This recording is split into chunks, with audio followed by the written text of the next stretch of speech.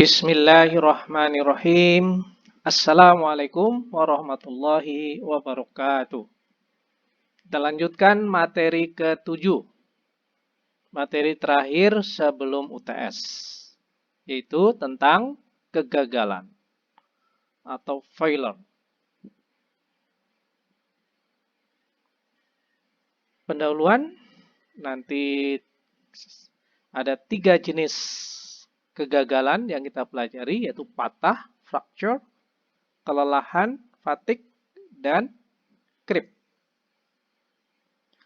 Ya, Anda mungkin pernah beli permen gitu ya.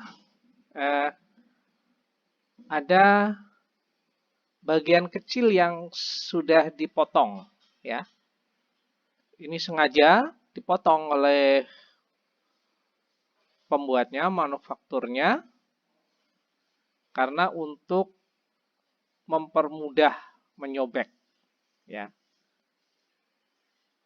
Ini seperti gambar seperti ini. Nah, fenomena ini berkaitan dengan dasar dari fracture mechanic atau mekanika kegagalan ya, atau patah. Oke, ini contoh yang kedua. Kalau kita lihat, ini di sini ada gambar pesawat, atasnya terkoyak karena ledakan decompression ya, dan mengalami kegagalan struktural ya pada tahun 1988. Anda belum lahir ya. Investigasi menunjukkan kecelakaan ini terjadi karena ada metal fatigue, dan metal fatigue ini disebabkan oleh korosi ya. Ya, itu 2 contoh sebagai pengantar. Apa itu kegagalan, failure ya, dan kenapa kita perlu belajar? Nah, ini penyebabnya, karena kegagalan itu akan menyebabkan kejadian yang merugikan kita ya, yang tidak kita inginkan. Kondisi keadaan bahaya seperti pesawat tadi ya. Kemudian bisa jadi hilangnya nilai ekonomi, misalkan sebuah jembatan runtuh, daerah yang berhubungan atau yang dihubungkan dengan jembatan itu menjadi tidak bisa lancar, sehingga ekonomi terganggu, dan tentu saja akan mempengaruhi ketersediaan produk karena distribusinya kurang lancar. Penyebab kegagalan dan perilakunya itu dapat dipelajari. Tetapi, nah ini ya, mencegah terjadinya kegagalan adalah sesuatu yang susah. Di teknik industri itu sebenarnya ada mata kuliah manajemen perawatan. Ya. Cuma tidak ditawarkan pilihan ya.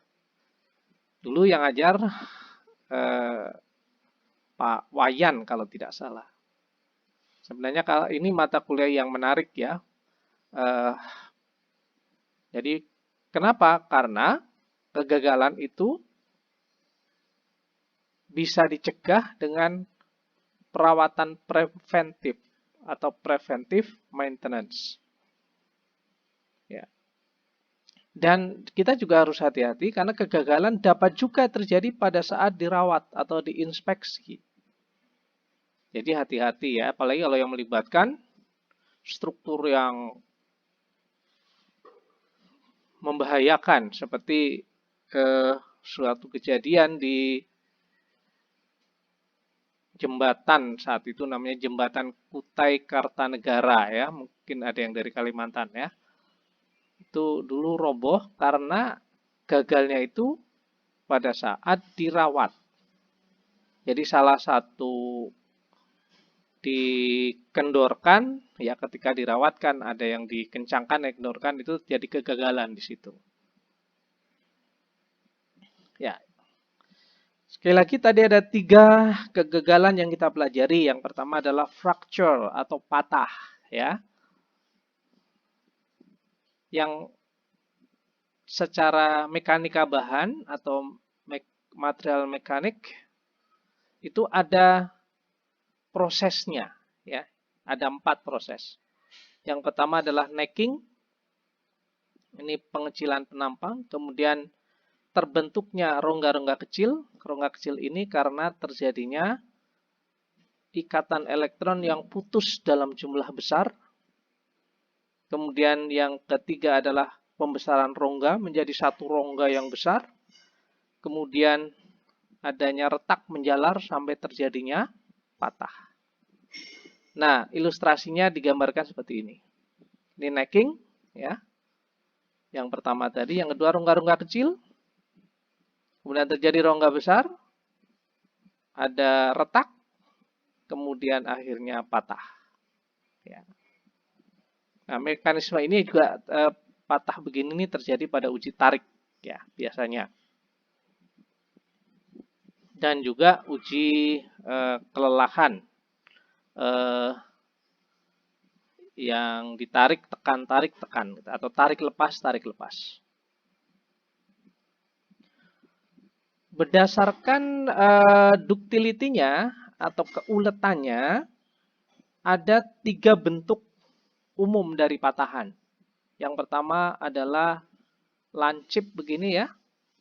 Ini adalah highly ductility fracture. Jadi dia patahnya di satu titik. Kemudian ketika moderate ductility, itu bentuknya seperti ini. Dan yang terakhir, kalau brittle, ya, itu bentuknya seperti ini. Seperti di keramik gelas itu biasanya bentuk patahannya seperti ini. Karena sifatnya yang getas atau brittle atau tidak ulet. Oke, keterangan tadi. Patah ulet tinggi di gambar A. Yang ini gambar A. Ya. Itu biasanya dijumpai pada logam lunak seperti emas murni. Timbal pada temperatur rendah. Tapi juga bisa terjadi pada polimer, gelas inorganik pada temperatur yang tinggi. Sedangkan patah bentuk B yang ini ya, itu dijumpai umumnya pada logam. Dan getas yang C tadi ya, itu biasanya pada keramik. Ini contoh tipe B dan C tadi ya. B ini bentuknya seperti ini di logam. Ya, ini aluminium. Dia bentuknya cup and cone istilahnya ya. Ini cupnya, ini cone-nya. Sedangkan ini pada mild steel itu brittle ya. Seperti ini bentuknya. Oke. Nah, kalau dilihat dengan SEM ini uji tarik ya, kegagalan karena tensil. Kalau kita lihat bahwa fracture-nya ini dari material yang duktil gitu ya. Ini bisa kita lihat seperti ini. Dia berupa spherical dimples ya. Kemudian yang kedua, uji geser, shear ya, kegagalan karena shear. Ini terlihat bahwa bentuknya seperti parabolic shape dimples. Ya, bentuknya seperti ini. Jadi karakteristiknya beda-beda. Oke, kembali ke patah tadi ya. Patah getas yang C tadi terjadi pada deformasi yang bisa terlihat dan rambatan retak yang cepat. Arah gerak retak adalah tegak lurus arah gaya yang bekerja. Permukaan patah dari patah getasnya biasanya berbentuk V-shape chevron atau pola kipas. Ini kalau dilihat dengan SEM ya, kira-kira bentuknya seperti ini. Ini seperti kipas. Ini patah getas. Tadi kalau yang getas itu di SEM ya, di foto, maka bentuknya seperti ini. Oke, patah getas pada bahan amorf. Amorf itu adalah non-kristalin seperti gelas keramik, biasanya berkilat dan permukaannya halus. Jadi kalau Anda lihat gelas itu pecah, ya, Anda lihat pecahannya itu di bagian dalamnya itu, maka kelihatan mengkilat, ya. Untuk sebagian besar bahan kristal, perambatan retak berhubungan dengan pemutusan ikatan atom yang besar dan berulang. Nah, dalam ilmu mekanika bahan disebut dengan cleavage atau perpecahan. Sekali lagi, untuk material kristalin, ya, perpatahan ini disebut juga perpatahan transgranular atau transkristalin karena retak berjalan melewati, ya. Retak berjalan melewati butir. Ilustrasinya seperti ini. Butirnya itu pecah, ditabrak, ya. Ini namanya perpatahan transgranular.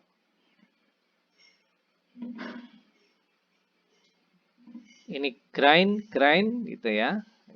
Nah, ini kalau photosem seperti ini. Jadi ini butiran-butirannya itu pecah, itu ya. Kelihatan ya. Nah, sedangkan di perpatahan intergranular itu patahnya itu mengikuti batas butir. Begini ya, kalau yang tadi kan langsung tes butirnya pecah. Ini bentuknya seperti ini. Ini sekali lagi kejadian pada patah getas. Ya, ada dua pola, yaitu transgranular dan intergranular. Nah, prinsipnya secara mekanisme pertataan, kekuatan rekat bahan getas biasanya sebesar E dibagi 10, di mana E itu adalah modulus elastisitas. Sedangkan kekuatan patah bahan teknik itu antara 10 sampai 100 kali di bawah kekuatan rekat bahan. Nah, Griffith itu memberi teori bahwa perbedaan kekuatan antara teori dan praktek dikarenakan adanya cacat atau retak mikroskopis yang sangat kecil dalam bahan yang akan menurunkan kekuatan bahan terhadap patah. Oke ya, ini ilustrasi dari Griffith tadi. Jadi ini ada retak mikroskopis. Ya, pada daerah cacat, tegangan yang terjadi naik di atas tegangan yang diberikan, ya, karena sudah ada cacatnya. Nah, cacat ini sering disebut sebagai stress riser atau penaik tegangan. Ya, ini Anda tentu saja tidak belajar lebih dalam tentang mekanika perpatahan. Bagaimana cara mengukur ketangguhan patah atau fracture toughness? Ya, fracture toughness ini adalah sifat bahan yang berkaitan dengan ketahanan bahan, ya, terhadap patah getas jika di dalam bahannya ada retak. Jadi sengaja diberi retak sedikit. Ada 3 modus atau mode, ya, 3 mode pengujian, ya, yaitu mode yang 1 opening or tensile mode yang A, kemudian mode 2 sliding mode, dan mode 3 tearing mode. Biasanya yang sering dilakukan adalah mode 1. Ya, lebih mudah. Jadi mode 1 arah gayanya itu ke arah tegak lurus retakannya, ya. Nah, rumus umumnya adalah ini K1 atau ini mode 1 ya, K1C. Jadi ini kalau K1C berarti mode 1. Ya, nanti kalau yang ini K2C, itu adalah Y konstanta dari keramiknya atau materialnya, kemudian tegangan akar pi A. A itu adalah retak dalam yang tadi, yang ini. Ya. Jadi sengaja diberi retakan, kemudian diberi gaya. Oke, ini contoh beberapa material ketangguhan retak diukur dengan mode 1, yaitu K1C. Satuannya MPa. Ya, ini. Aluminium alloy ketangguhan retaknya adalah 24. Aluminium alloy tipe yang lain sekian. Kemudian polikarbonat dan seterusnya. Ya, ini untuk keramik misalkan ya, konkrit sekian, sekian, sekian. Nah, pengujiannya itu seperti yang saya sampaikan di pertemuan kelima ya. Jadi dengan 3-point bending atau 4-point bending. Dengan bending istilahnya, uji bending. Oke ya. Kemudian kegagalan yang kedua adalah kelelahan atau fatigue ya. Kelelahan adalah kegagalan pada struktur yang diakibatkan tegangan dinamis dan berfluktuasi. Contohnya ya jembatan, pesawat terbang ya, dan komponen-komponen mesin yang terus bergerak ya. Kegagalan ini bisa terjadi walaupun beban menerima tegangan lebih rendah dari tegangan luluh bahan dengan pembebanan statis. Tapi karena berlangsung terus lama gitu ya, maka dia lama-lama lelah dan akan mengalami kegagalan. Bentuk fatigue seperti kegagalan pada bahan atau material getas walaupun materialnya ulet. Nah, ini menarik ya. Logam itu ulet misalkan. Tetapi kalau kegagalannya karena fatigue, maka pola kegagalannya itu seperti bahan getas, yaitu permukaan patah tegak lurus terhadap tegangan yang bekerja. Dan yang ini menyebabkan 90% ya kegagalan terjadi pada struktur logam. Itu karena faktor fatigue. Ini kira-kira gambaran tegangan yang terjadi. Maksimum, minimum tegangannya ya. Terus begitu berulang terus ya sampai waktu yang lama. Ada tension, ada compression dan seterusnya. Oke ya. Nah, kemudian ini berulang terus sekali lagi ya. Variation of stress with time that account for fatigue failure. Sampai akhirnya terjadi kegagalan. Ini semuanya bisa kita hitung, bisa ketahui datanya. Atau bentuknya yang random begini ya. Jadi kadang tinggi, kadang rendah dan seterusnya. Nah, ini sekali lagi penyebab fatigue. Tadi angka-angkanya bisa kita hitung ya. Mean stresnya berapa, range of stressnya berapa, stress amplitudonya berapa, stress rasionya berapa. Jadi bisa kita hitung dengan rumus ini. Nah, dari pengujian, kalau tadi kan di lapangan gitu ya, kita bawa ke lab, kita lakukan pengujian fatigue menggunakan alat putar dan tekuk ya. Itu ada kurva SN namanya ya. Jadi hasil pengujian digambarkan dalam grafik amplitudo tegangan S ya, dan jumlah putaran N. Ini ilustrasi pengujiannya. Ini spesimen. Ya, ini bearing hose-nya. Ini diberi tarik putar tekuk, putar tekuk, putar tekuk gitu ya kira-kira. Nah, kalau kita lihat dari S yang sini, sumbu Y, yaitu stress amplitudonya, kemudian cycle to failure N, ini sudah di logarithmic scale, ya, maka hubungannya seperti ini, ya. Dia akan menurun, nah kemudian bertemu dengan limit. Nah, kalau dari sini udah tanda-tanda, nanti satu ketika langsung putus. Ya, kalau bisa kita akan cegah di sini ya. Begitu sampai sini langsung kita ganti preventive maintenance. Gitu ya. Atau ada juga yang seperti ini ya. Dia tidak ada limit tapi dia mengalami penurunan terus sampai akhirnya putus. Nah, ini malah agak susah ya karena karakteristiknya ya harus dilihat seperti di sini. Nanti ada ilmu cara menghitung ya kapan waktunya preventive maintenance. Tapi tidak kita pelajari di sini tentu saja. Itu di manajemen perawatan. Dihitung dari data masa lalu ya.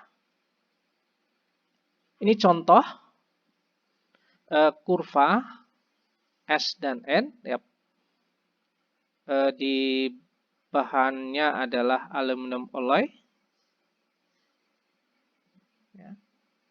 Di mana ada masing-masing probabilitas kegagalan.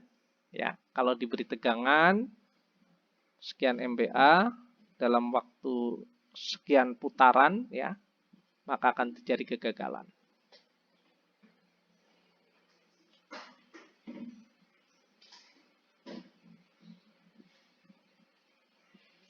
Oke. Nah, kita kembali ke kurva SN berkaitan dengan kekuatan fatik. Kekuatan fatik adalah level tegangan di mana terjadi kegagalan pada putaran tertentu. Umur fatik atau fatik life adalah banyaknya putaran hingga terjadinya kegagalan pada tegangan tertentu. Fatik siklus rendah, jumlah putaran untuk terjadinya fatik adalah rendah antara atau kurang dari 10 pangkat 4, 10 pangkat 5. Dengan fatik siklus tinggi, ketika di atas 10 pangkat 5 siklusnya, dia akan putus setelah 10.000 sampai 100.000 putaran. Ya. Tapi kalau siklusnya tinggi, itu di atas 100.000. Ya, ini material yang punya siklus rendah dan siklus tinggi. Nah, proses fatik itu ada 3 tahap. Yang pertama adalah retak, ya, atau kita sebut sebagai crack initiation. Kemudian terjadi perambatan retak atau crack propagation. Dan yang terakhir tentu saja dia mengalami patah, ya, kegagalan akhir. Terjadi sangat cepat pada saat retak mencapai ukuran yang kritis. Makanya kelelahan ini tadi bentuknya seperti getas, ya, karena sangat cepat kegagalan akhir. Ini ilustrasinya stage 1 dan stage 2, ya. Ini tadi juga sama ada, ya. Ini stage 1 di sini. Ini pelan, ya. Begitu sampai stage 2 dia langsung gitu, ya. Mungkin ini bisa sebulan, 2 bulan, 3 bulan, bahkan tahunan. Di sini ini hanya berlangsung beberapa menit, mungkin detik malah. Tak, langsung patah. Makanya sebelum terjadi, ya harusnya dicegah di fase pertama, stage pertama. Oke, ini juga sama ya ilustrasinya.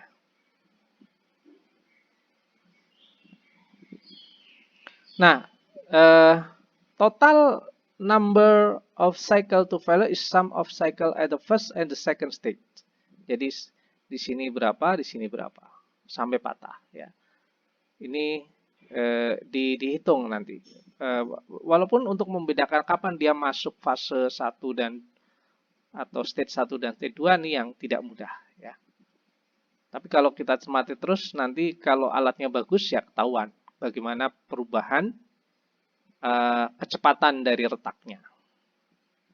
Apa saja yang mempengaruhi umur fatik atau umur kelelahan dari sebuah material? Yang pertama tegangan rata-rata. Yang bekerja tentu saja ya. Kalau tegangannya tinggi terus ya lebih cepat. Kemudian efek permukaan ya. Korosi kena macam-macam ya, termasuk luka itu berpengaruh. Kemudian faktor desain. Perlakuan permukaan, misalkan beberapa permukaan itu diberi pelapis anti karat, nah itu akan memperlama. Kemudian pengaruh lingkungan. Lingkungan yang berair, lembab ya atau bergaram itu akan sangat berpengaruh. Maka struktur di laut, pelabuhan-pelabuhan ya itu sangat berbeda dengan struktur di darat. Di laut itu kandungan garamnya tinggi sekali, sangat cepat. Kalau tidak di treatment permukaannya dalam hitungan bulan udah runtuh semua ya. Tapi kemudian di treatment.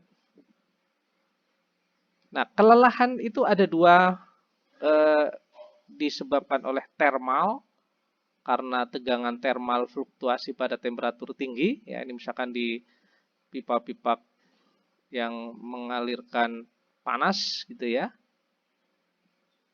Ini akan terjadi fatigue. Ya, ini contohnya effective thermal fatigue cracking characterization in pipeline branch connection. Kira-kira di sini, nah ini kalau di foto itu terjadi retaknya seperti ini. Ini karena tegangan thermal berfluktuasi pada temperatur yang tinggi. Ya. Dan yang kedua itu karena faktor korosi. Korosi itu karatan bahasa Jawa, bahasa Indonesianya ya.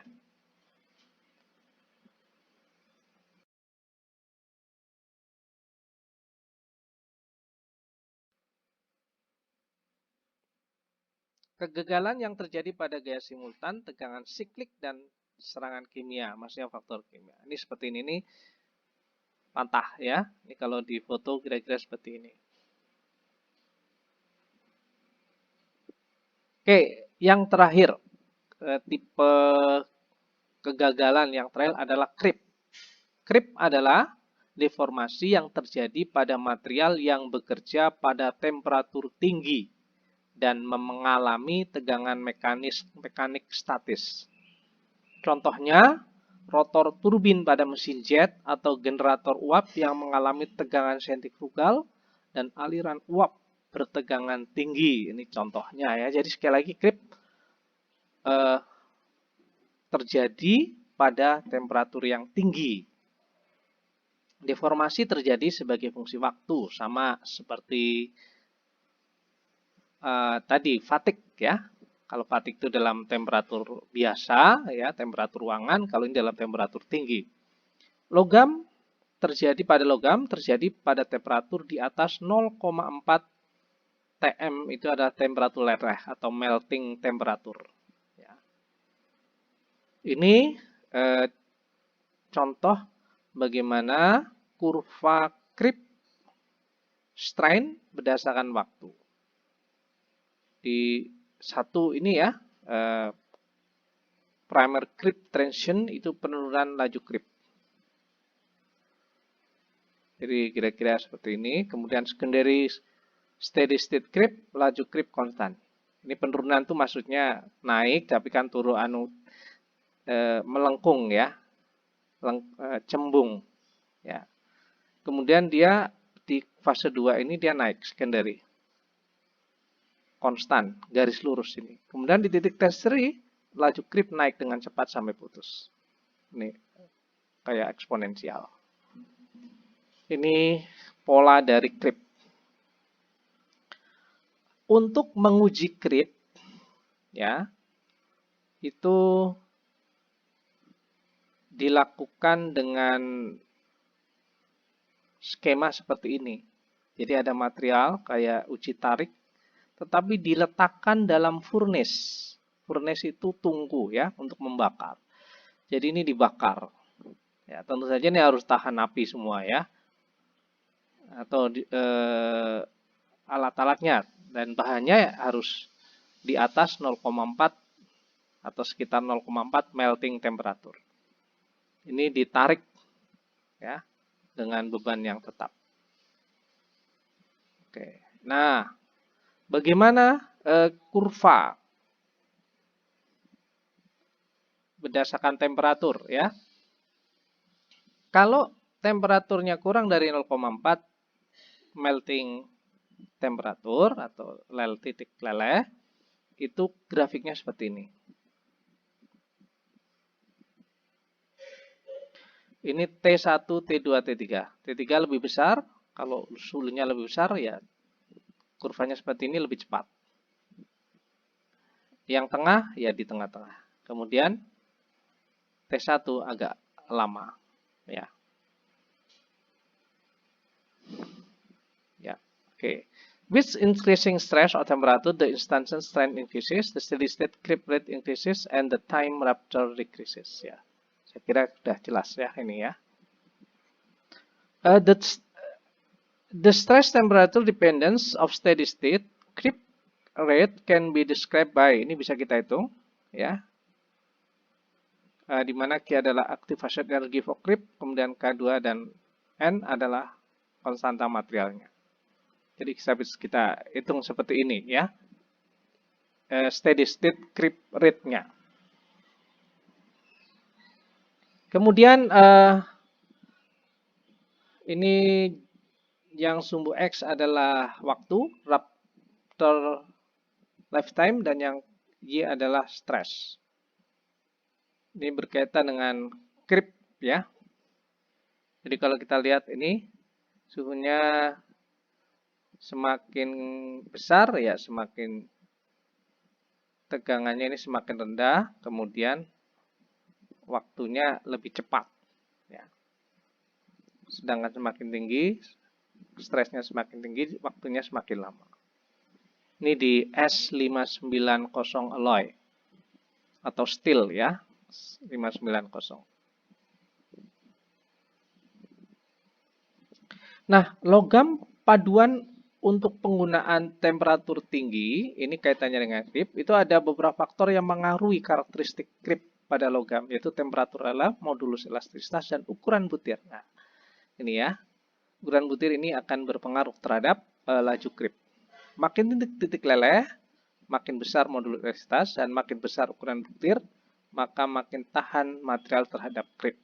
Kemarin kita lihat ya di proses rekristalisasi, yaitu pertumbuhan butir ya, itu akan ulet, semakin ulet. Kalau semakin ulet ya kripnya menaik. Logam paduan untuk penggunaan temperatur tinggi itu kita sebut sebagai refractory metal. Ini bahannya W, Nb, Ta, Re, dan Mo ya. Kemudian juga ada stainless steel, hologram refractory yang ini ya. Super alloy lebih tahan terhadap krip sehingga banyak digunakan pada lingkungan kerja temperatur yang tinggi. Dan ini contoh bagaimana baling-baling ya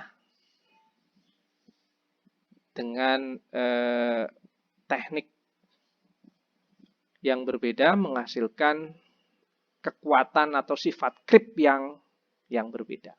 Ini yang A, conventional casting. Jadi kita buat cetakan, kemudian dicetak jadi logamnya itu di steelnya ini di mana dicairkan, kemudian dicetak, di casting ya. Kemudian yang kedua ini di columnar grind, ini dengan sintering ya. Jadi produced by a sophisticated direction solidification technique. Nah, creep resistance is further enhanced when a single crystal bed. Nah, yang terakhir ini adalah ketika single crystal. Jadi ini semakin ke sini semakin baik, semakin tahan. Ya. Ini di turbin sekali lagi ya, blade di turbin. Ya, itu mungkin materi kita yang terakhir tentang kegagalan. Sekali lagi, Anda pelajari ini ya, terutama yang nomor 1. Pelajari learning objektifnya atau objective learningnya ya. Kemudian baca contoh soalnya, karena semua soal UTS akan saya ambil dari bab 1 sampai bab 8 di bukunya Kalister. Tapi mungkin juga akan saya ambil juga dari buku yang lain ya, sebagai ya pelengkap kira-kira begitu. Sekali lagi, pekan depan kita ujian tengah semester. Saya ingin ada kesepakatan waktunya kapan. Setelah ini akan saya coba tunjukkan beberapa video ya berkaitan dengan materi hari ini. Nanti akan saya beri penjelasan di video tersebut setelah kuliah ini selesai. Demikian yang bisa saya sampaikan. Billahi taufiq wal hidayah. Assalamualaikum warahmatullahi wabarakatuh.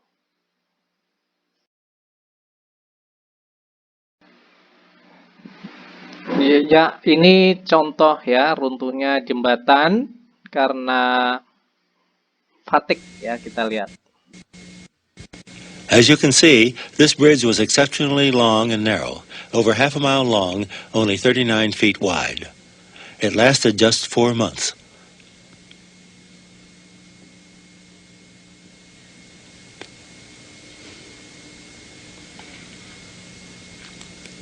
Ini nama jembatannya di Tacoma di Amerika Serikat.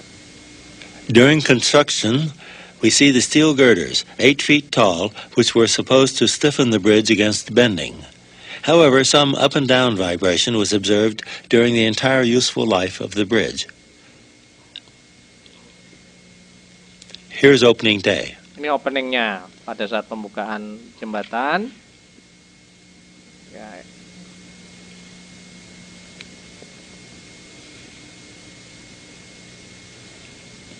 Kemudian ini kejadian mau runtuh. Jam 10 pagi. On November 7th, the bridge suddenly went into a twisting motion. The wind speed was a steady 42 miles per hour. This was enough to keep the bridge oscillating in one of its natural modes of vibration with a period of 5 seconds. Itu masih ada mobilnya itu ya. Ada yang masih lewat.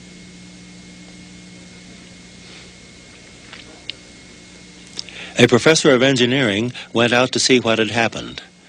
He's coming back, walking with some difficulty along the nodal line, which is the center stripe of the roadway.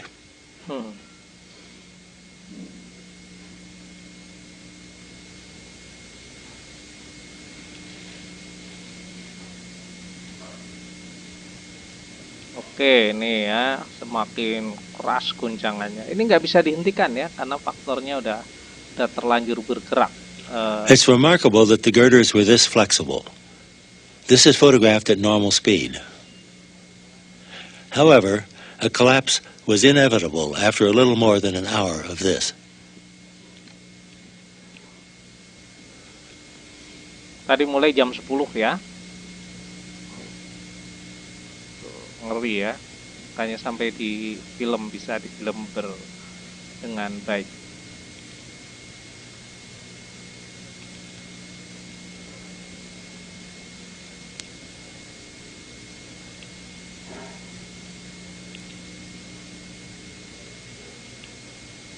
Masih ada mobil, tapi orangnya itu mobilnya mobil kuno ya, yang namanya. The car had been abandoned earlier. No one was injured in the whole affair. However, a small dog in the car was frightened and was afraid to come out, and he perished along with the bridge. Nah, ini jam 11.10, jadi 1 jam 10 menit ya. Collapse of center span. Hancur seperti itu.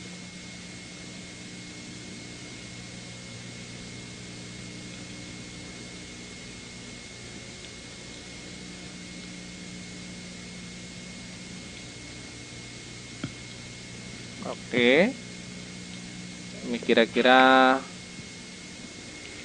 gambaran ya dari Patik kelelahan, akhirnya putus.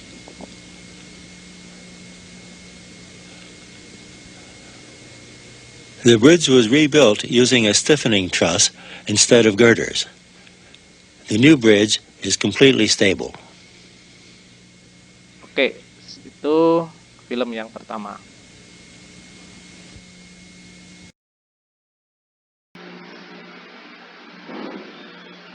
Oke, contoh yang kedua ini meledaknya pesawat ulang-alik ya, Challenger dan Columbia.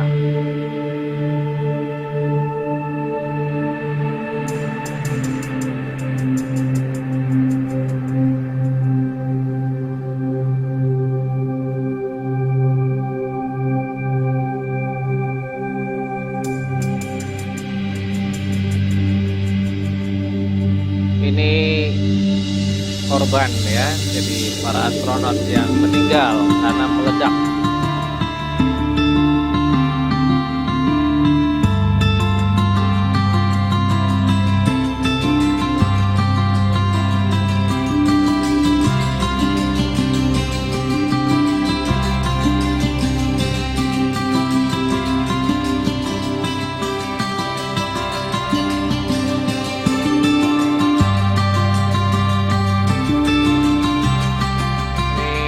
Challenger ya, Columbia.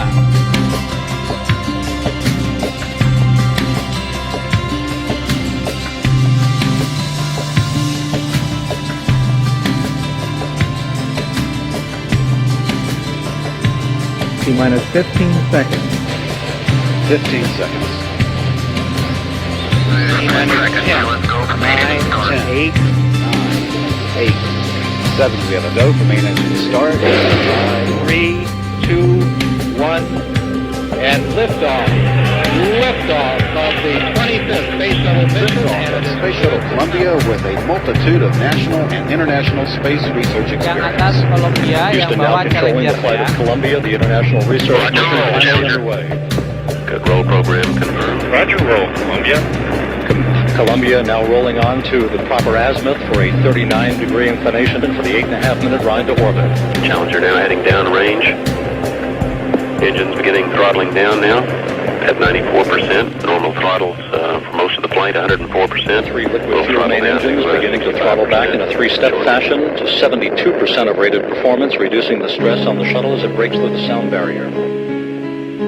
Engines at 65%. 3 engines running normally. 3 good fuel cells. 3 good Sudah APUs. mulai ada yang terbakar. Velocity 2,257 feet per second. Altitude 4.3 nautical miles. Downrange distance 3 nautical miles.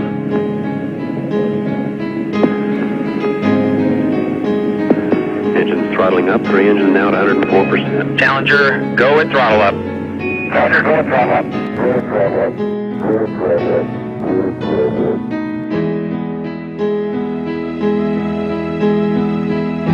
Nah, ini mulai ada ring ya, kegagalan pada ring failure.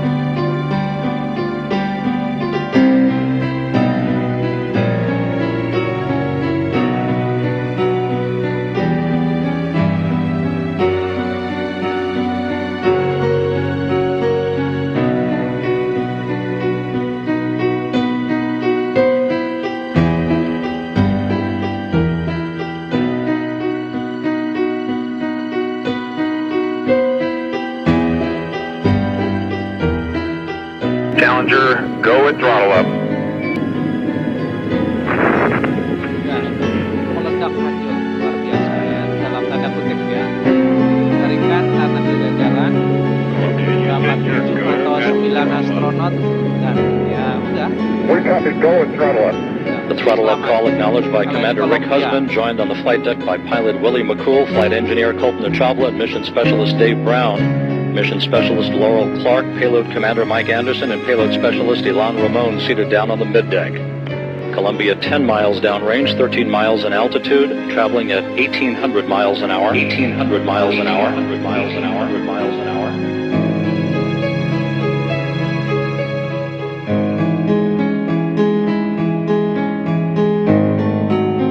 Ring eksternal tank popnya lepas.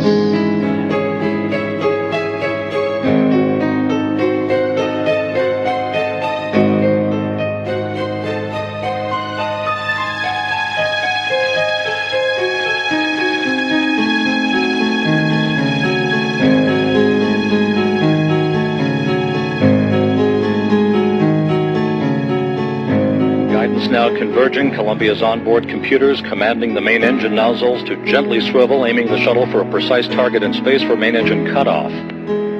Columbia now 43 miles downrange, 35 miles in altitude, traveling 3,200 miles an hour. The propulsion officer of Mission Control reporting that the orbital maneuvering system has been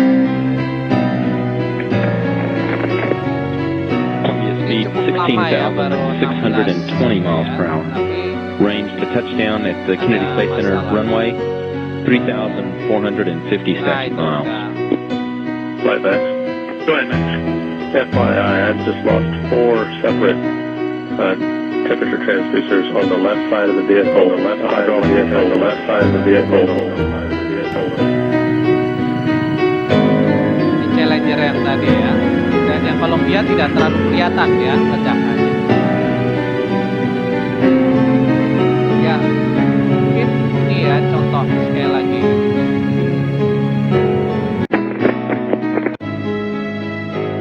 Ya, ini salah satu tragedi di penerbangan ruang angkasa.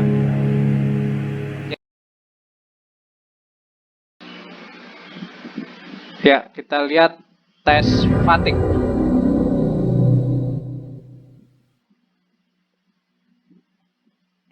Ini contoh mesinnya dan ini bisa untuk fix ya, yang kalau ini hanya ada beberapa teknik, nanti kita lihat.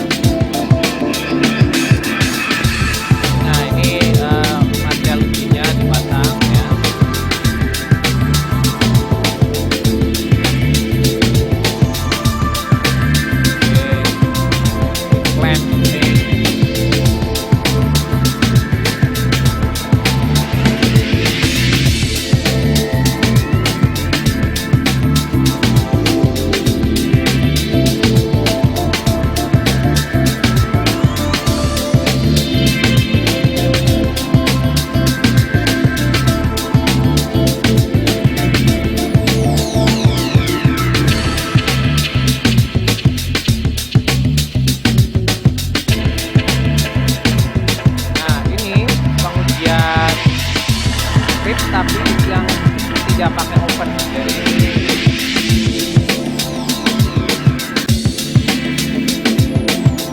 bukan ini bukan yang trim ya. Ini di patik kelelahan. Jadi kurvanya.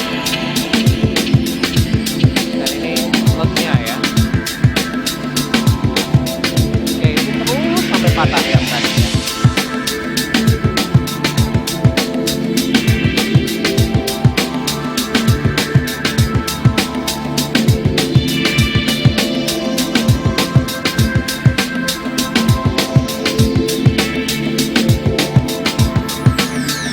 Ini yang uji fraktur toughness.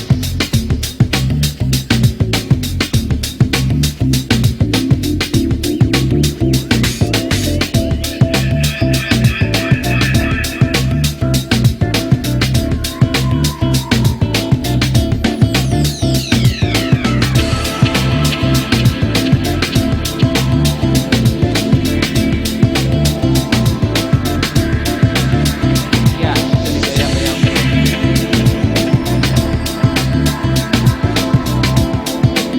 Nah, yang ini terakhir ini yang di dalam oven. Di grate.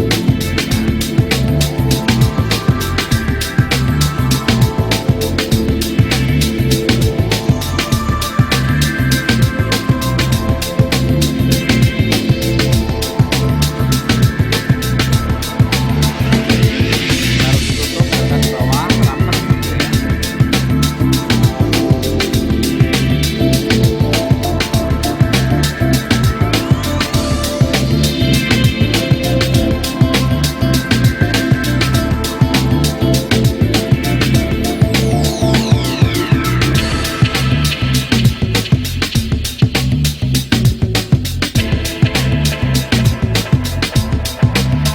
Ovennya bisa jadi oven yang memang sumber panasnya dari oven, tapi juga bisa dialiri pemanas ya. Jadi itu untuk melindungi saja. Jadi sumber panas itu langsung diletakkan pada materialnya tadi yang di stel 600 derajat yang naik terus.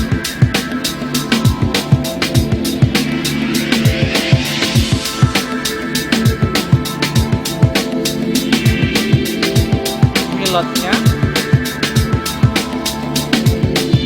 yang bisa dihidupkan ya, bisa dihidupkan.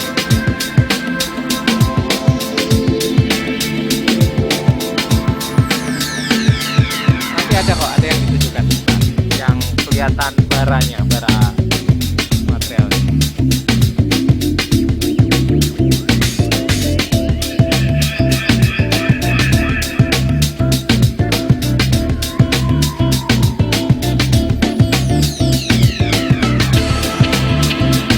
Dia juga bisa dilakukan untuk yang tadi cetak dua letak pada titik.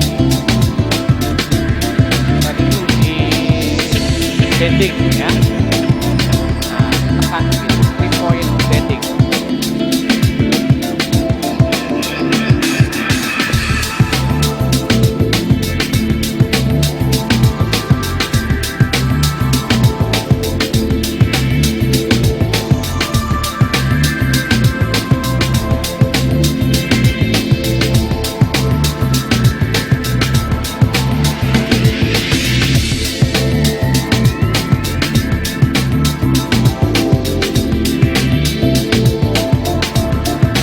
Nah, ini yang dipanaskan tapi tidak nempel ya. Ini dengan teknik yang berbeda. Ini yang kelihatan logamnya kebakar.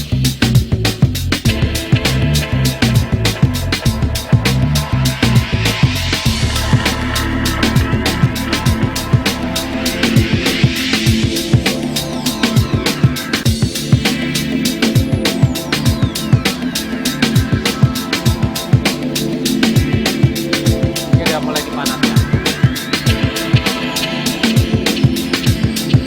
Ya, udah membara begitu baru di-krik.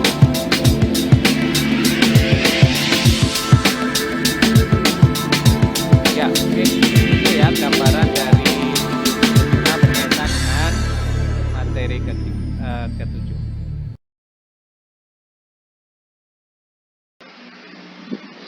Yang ini, ya, ini uji fatigue tapi dalam Though it's pesawat strapped Boeing inside a metal secara cage, the keseluruhan. 787 Dreamliner is about to taxi out to the runway for its first flight. Prepare to energize hydraulics. By conducting this takeoff, Boeing engineers start fatigue testing of the 787, a long and grueling process that puts the plane through more than 100,000 simulated flights. Essentially what we're trying to do is match the damage that an airplane would see over its lifetime.